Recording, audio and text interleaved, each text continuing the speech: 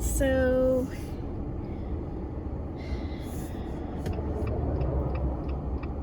I have a lot to say and to catch up on. So I'm not driving my normal vehicle.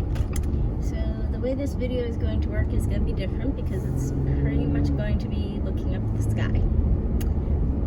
I can't really do anything about that other than that little bit there.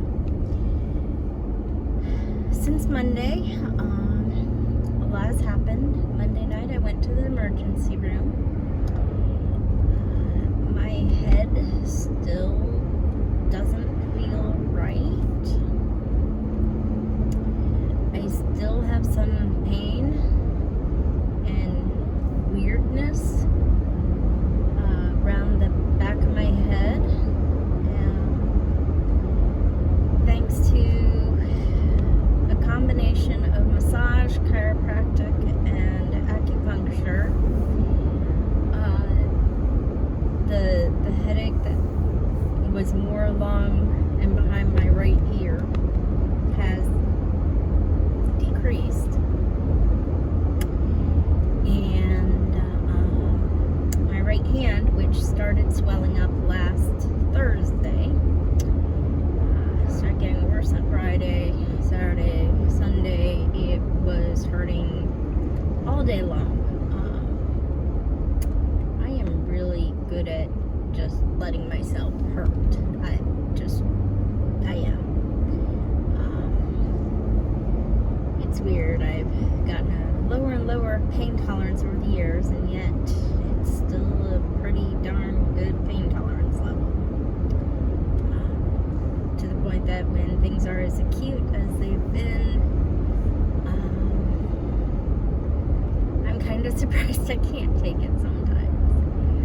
And it also shows just how bad it is. The massage therapist noted the activation, the tenseness, the extreme sensitivity of almost every muscle group I have. And I am hurting. I am still hurting. My right hand and wrist had swollen up, and I essentially had no feeling. Some tingling was still there. When we went to the ER, my temperature was like 99 point something. At the ER, when they did the one vitals, my blood pressure was 243 over 100. My temperature went from 99 down to 98, up to 99, down to 97, up to 99, down to, it went up and down, which is weird, but not uncommon when something is happening. There was one symptom I did not relay at the time, which was in the last couple months. Once back in August, and twice since I started working my job, and then yesterday. Half of my lips will go numb, or more than my lips, my tongue, even my cheek got a little numb. This happened once at home, back in the apartment. It happened one other time with Mike, and it happened one time at work.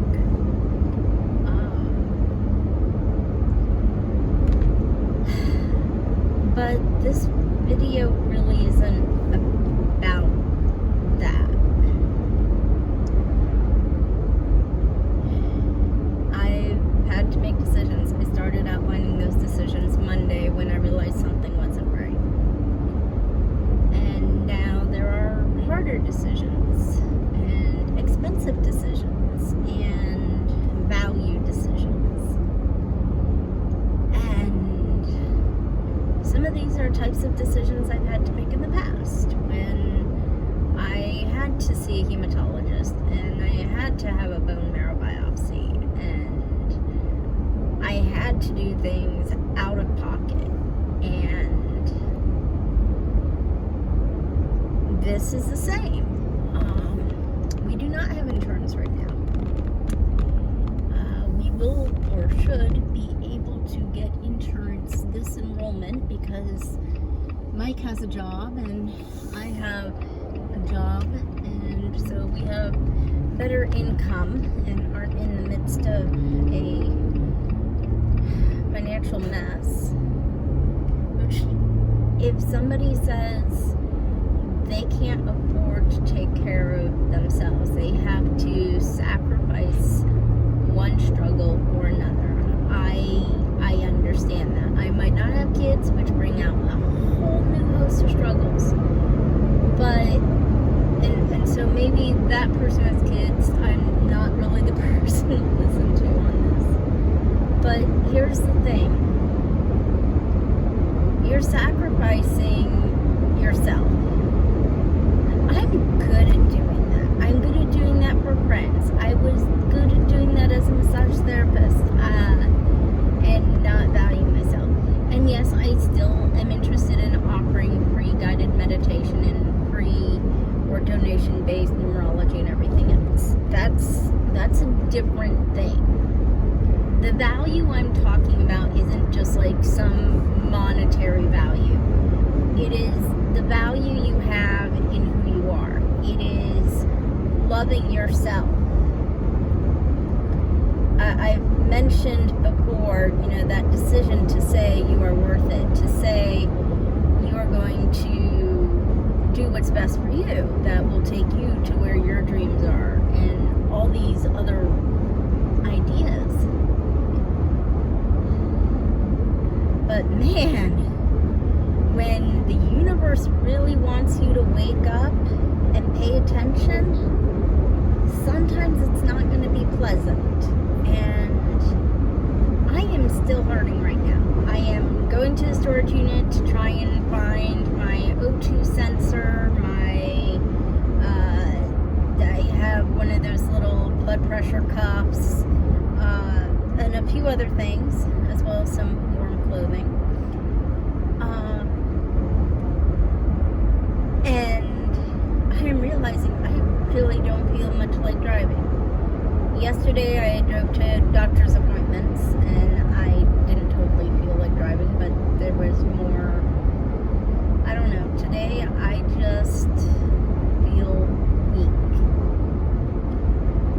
And it was interesting. One of the things the chiropractor asked, because I was talking about my shoulder injury, which lasted from 2016, I think, is when I first got twingy. 2017, early, pre-Irma, I think. It was when I was working with Ken, who I feel bad that I didn't really keep up with things, but I just was in pain and I couldn't do the trade, and I couldn't do it for myself, and I couldn't express that as well as I probably should have. And I also was trying to shove it all down into the realm of I got this. And that is still the motto that I see with this channel, with Mike and I. We got this. The thing is, it's not just that we got this. It's we got this, or is it that, or is it this other thing? No matter what we got it just might not be what we want it to be. It might not be the way that we would like it to be.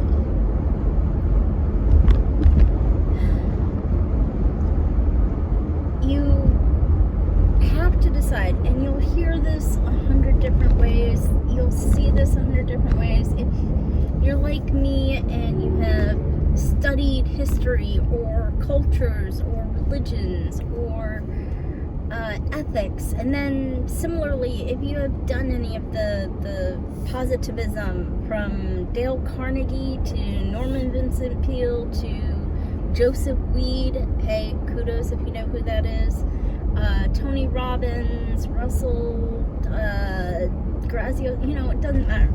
You've heard this idea that you have to decide for yourself that you are worth it. You have to decide what matters most. And it really is your decision. Nobody else can really make you do that final decision, with the exception of the universe. Because if you aren't, and I can hear myself saying this, and there's parts of my past where I'm like, are you really going there? But yes, I am going there. If you are not able to take care of yourself to be able to live the life that you want to live, and that there's a key point right in there, then you need to either change how you want to live or decide that you are worth whatever it will take to be able to live the way you want to live. Now, I'm not saying you have to be skinny, you don't have to be any of that stuff. I'm none of that stuff. I remember once when I was gaining weight back in 2004 when I first got sick. I made a statement. I was like, as long as it's my boobs that prevent me from seeing my toes, then I'm good to go when I'm standing in proper anatomical position. And I pretty much kind of live by that, sort of. I want to be able to hike in these gorgeous mountains. I need to be able to do that, because that is a solitude, that is pictures and photographs and memories and just being in nature and meditation. And right this minute, I definitely couldn't do that. I need to be able to move things around and lift things, and right now, I can't really do that. Now, there is going to be this little voice that says, oh, I'm not that bad, and it's not going to get that bad, and I'm just not at that place yet to need these things. Kudos. You know what? I honor that place in you. I honor that feeling. I have been there. Heck, there's little bits of me that are still there. But the thing is, I have reached that tipping point. And it's one that the hard part is not judging oneself. Because I can say, been here before, I've reached tipping points before, and I didn't make it, and I didn't stick with it, and it's gonna happen again, so da-da-da-da-da-da-da-da. Trust me, I feel that. I feel that a lot right now. And you do have to have either the money or the resources, the something, to choose to live your life on your terms. And to have the freedom to do that. It's not simple. Are there less expensive things you can do? Absolutely. Are there people who are going to get you excited and motivated and get those hormones pumping that make you decide you can spend millions, or you'll make millions, or who knows? You can do it the expensive way. You can do it the free way. You can go somewhere in between. Whatever it is, though, if it's for you, decide that it is for you. Decide what your convictions are. You know, in ethics, especially with like religious ethics, used to be this question that would get asked. If you were a pacifist, you're a complete pacifist. You're anti-gun, you're anti-killing, you're anti all that stuff. And it was, and yet you're very passionate believer in something, even if it's just pacifism. And you're standing there, and a person has a gun that's pointed at your head. Would you allow them, and you can't move, like you're tied up, just, you know, there's no other options except this. There is a gun right next to you. And 100%, if you pick up that gun, You don't even have to necessarily shoot it, but you don't know that. But just you can pick up that gun, you can shoot it, and this person will either die or leave, or however you want to frame that part of the story. And the thing is, most people, well, some people are just going to give up on their convictions right there. A lot of people are going to be like, no, I'm anti-gun. I will stand up for this. And you can add that there's a TV crew watching this and recording what you're going to do and whether you're going to live by your convictions. And there's this idea that, for the most part, a lot of people will live by their convictions. But then, the scenario changes. Now, your child, if you don't have a kid, your niece, your nephew, some kid that you are crazy about, that you love, it might even be your pet, is now standing, sitting, crawling, etc. And the person with the gun now has it pointed at the kid. Will you, and in this scenario, part one would just be, all you have to do is say you will give up on your belief, your conviction. Would you do it? And then the second one is, would you pick up the gun and shoot the person at that point? And having that other person can really change one's personal convictions.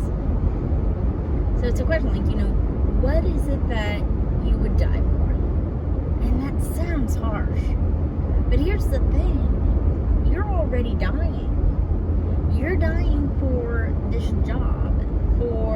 Yes, it's to keep your family together, to keep your family alive, to keep food on the table, etc., etc. Yes. But no. Are your convictions such that you're dying to feel the way you feel? You're dying to be the example that you are to your loved ones, to the people that matter to you? Really? Even if you don't value yourself, can you see the value that you have for these other people? The important roles you play in these people's lives. And I'm going there, and I can hear like all these different voices of questioning and doubt and opinion. But they are going to have to wait, because